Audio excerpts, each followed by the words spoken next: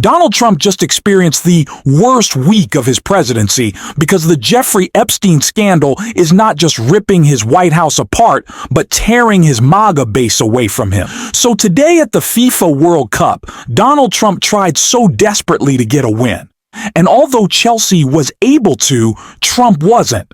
Not only was he booed, but when he went up on stage with the soccer stars, they mocked and humiliated him in a display of his cognitive decline that has the internet buzzing. We are going to get into it all because it is horrible for Trump. So much so that he was melting down after.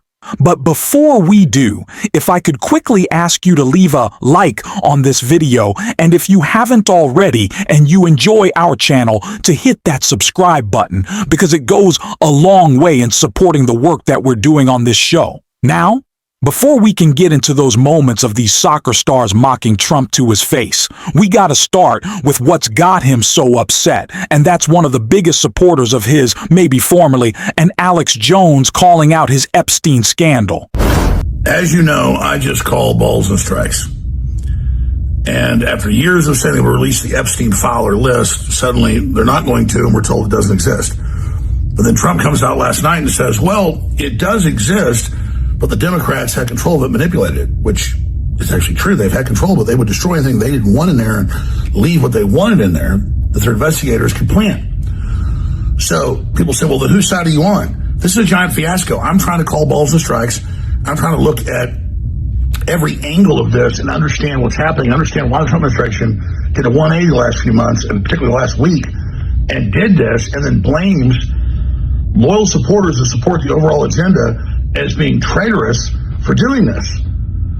Now, we all know what triggered this. It was Elon 2 months ago saying, look, Trump's in the list, and that big breakup there, and then Trump wants it closed. He wants it shut down, which looks extremely incriminating. But from all of my deep research, never saw Trump involved in any illegal activity with Jeffrey Epstein.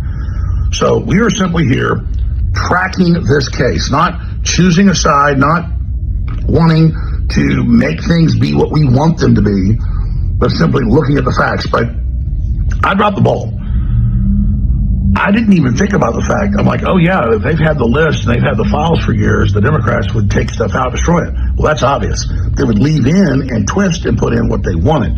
They have a long history of false documents, reports, Crossfire Hurricane, the list goes on and on. January 6th. So we've got to investigate this. We've got to keep open minds about this on all angles. But this is the big story. And this has put the Trump administration into a mega massive crisis.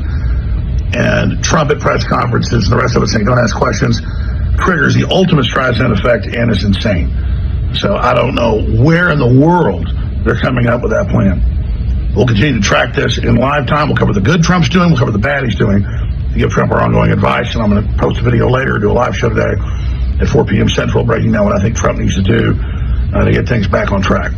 And that's release everything. That's why Steve Bannon wants it released. He went and interviewed Epstein. He knew him. Nothing to hide. You got Alan Dershowitz saying, release it all. Doesn't incriminate me. Okay, well, then release the whole thing. This is not going away. It's only blown up 10 times bigger. It's out of control. And this was so obvious a week ago. People said, oh, you're being a traitor. Say this be a big issue. No. I'm seasoned, I'm informed, I'm involved, I know what's going on. It's insane. We'll cover it all at Infowars.com. Real Life Shows on X. Pray for America, pray for peace, pray for President Trump. Do the right thing. Trump usually distracts with some crazy stunt or Pete Hegseth drinking G&Ts to change the news cycle. But that won't work with the Epstein scandal. Just look at the comments under his posts on Truth Social. Even there, he's getting ratioed and called out. MAGA isn't moving on, and neither is Alex Jones. If the base in their voices won't drop it, Trump is truly screwed. Something else the media should focus on is Trump's cognitive decline, which only Lawrence O'Donnell has really covered, like we see right here. This clip is right here. In your lifetime of listening to presidents being asked questions about policy situations they are actively engaged in every day, you have never once heard a president say, I haven't thought about it. It takes Trumpian stupidity to say something like that. And when you're as stupid as Donald Trump, you have no idea how stupid your stupidity sounds. Donald Trump is trapped in his stupidity. There is no way he can fake sounding smart about anything, not even his lifetime passion and greatest expertise, golf, which he simply lies about. And today, Donald Trump put his stupidity in writing once again in one of his inane tariff letters, this time to the president of Brazil. So Donald Trump is reckoning with the worst scandal of his presidency. He is being called out for declining before our very eyes. And what does he do? He goes and makes it worse. Because after Trump has bragged about bringing the FIFA World Cup to the United States, this is going to be a big day, a big win. He's going to go hang out in a box seat with all his rich buddies. You know, rub elbows with Pam Bandy and whoever else they can manage to get up there with him. I don't know, but he's going to go down. He's going to present some medals on stage. And it could not have gone worse because as we can see here, Donald Trump is being asked by the president of FIFA to get off the stage, trying to drag him away essentially as a confused Trump stands there. He doesn't know what to do. And it only continues to get worse as the players are confused by Trump. But we can really see that with some lip readings of what they had to say about him. Harry Sison wrote on Twitter that Chelsea soccer players hate Trump. You can see Cole Palmer asked his fellow players, "What is he doing here?" Absolutely hilarious. Nobody likes Trump. An account by the name of Hater Report wrote, "Chelsea trying to celebrate winning the World Cup with Trump in the way is frying me. Cole Palmer, what's he doing here?" And Reese James says to Trump, "Are you gonna leave?" So directly to his face, these soccer stars are telling Trump to get out of the way. No one wants him there. And there was a reason, and I don't even want to show it why Donald Trump did stick on the stage. The White House ultimately posted the photo with him and the soccer players, these world-famous superstars, and tried to blow it up as some big win for Trump hanging out with one of the guys. You know, he's all cool, and that's probably why he stood on the stage, because he just wanted the photo op. But really, more than anything, he might have just been confused. He's an old man up there. We see Donald Trump just fading away into space in his own rambling nonsense all the time. He's confused, he's weak, he's feeble, and he made that really clear when he was melting down on the tarmac about to get onto Air Force One after this humiliation. And he talked about Vladimir Putin. We're going to be announcing sanctions on Russia tomorrow. We're going to see what we will see tomorrow, okay? We have the Secretary General, as you know, Europe is announced sanctions. But I am very disappointed with President Putin. You know, I thought he was somebody that meant what he said, and he'll talk so beautifully, and then he'll bomb people at night. We don't like that. Thank you, everybody. Thank you. Trump is mad that Putin lied to him, while MAGA is mad Trump lied to them about the Epstein files. The irony is totally lost on him. Trump admitting he got played by Putin is funny. "I'm mad at Vlad. He lied to me." That's basically his translation. "I got screwed again. I'm a bad negotiator." Meanwhile, he doesn't care about Putin or tariffs. He just wants power and money. As a lame duck about to lose Congress, he's focused on cashing in. That's what John Ossoff called out right here. This clip is right here. Because if you give the president cash, you get to have dinner with him. That's a thing we're doing in America now. The president's personal wealth is skyrocketing, and the whole royal family is cashing in. Jared Kushner's firm got $2 billion from the Saudi royal family. Don Jr. and Eric are closing real estate deals all over the world. Like, Hunter Biden should have had more ambition. Remember how that was their number one thing? Now Trump is getting money from foreign businessmen under federal investigation, and his boys are all over the world closing deals right before he touches down on state visits.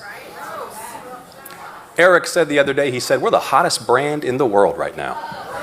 It's amazing the opportunities that open up when your daddy's the president and the whole world thinks he takes bribes. But the truth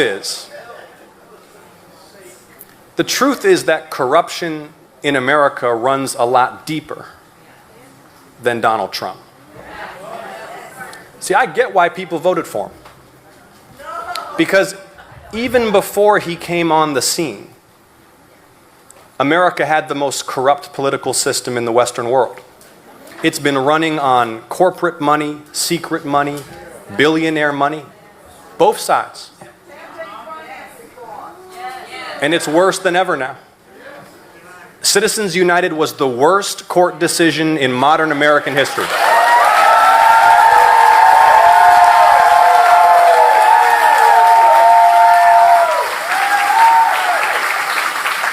And when members of Congress aren't begging for money from lobbyists, they're trying to dodge getting carpet bombed by these super PACs. Senators get threatened every day with millions and millions of dollars of attack ads over the votes that we take. And see, this is why nothing works for ordinary people.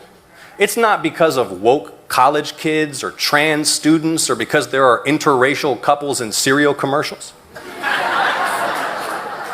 It's because the people's elected representatives don't represent the people, they represent the donors.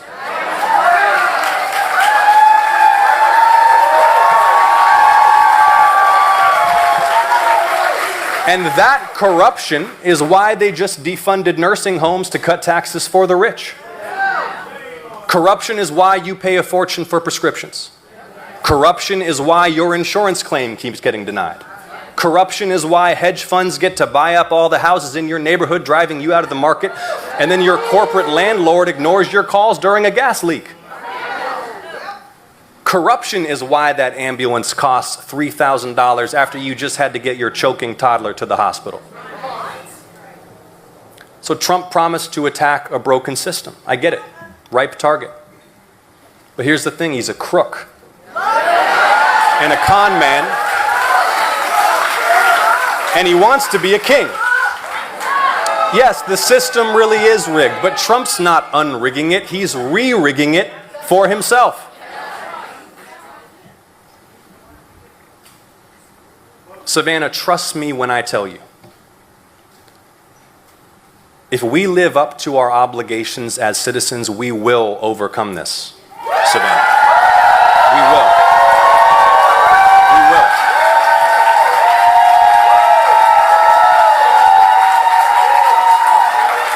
And once again, the country is counting on Georgia to lead the way. 5 years ago, when Raphael and I were running, they said there was no way.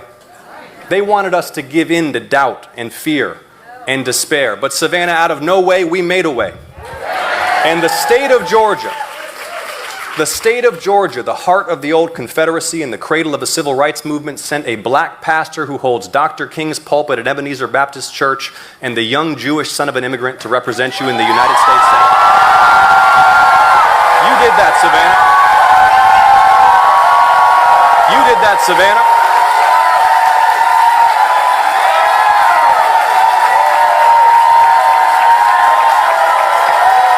See, when they told us there was no way, we knew better. We knew we were on the right side of history, and we knew we could win. And I'm telling you, Savannah, just like I could feel it then, I can feel it right now. Can you feel it, Savannah? Can you feel it, Savannah?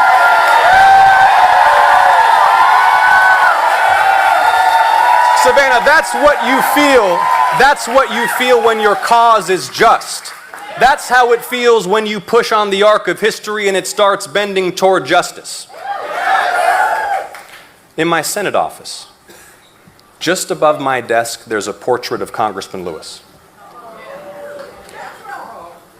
And if the congressman were here, he might remind us what happened in Savannah in 1960, when sit-ins at segregated lunch counters led to boycotts, that led to voter registration drives, that led to a new city government.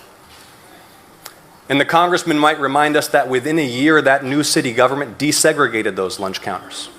And by 1963, the businesses and public spaces, so that by 1964, Dr. King told the world that Savannah, Donald Trump is breaking all of his promises, betraying those who supported him, and then he's cashing in. And if that's not a narrative we can sell, I do not know what is. I am certainly going to be working to do so on this show every single day. Thanks for watching this video, and if you stuck around at the end, you can drop the blue heart in the comments, and until next time, I will see you soon.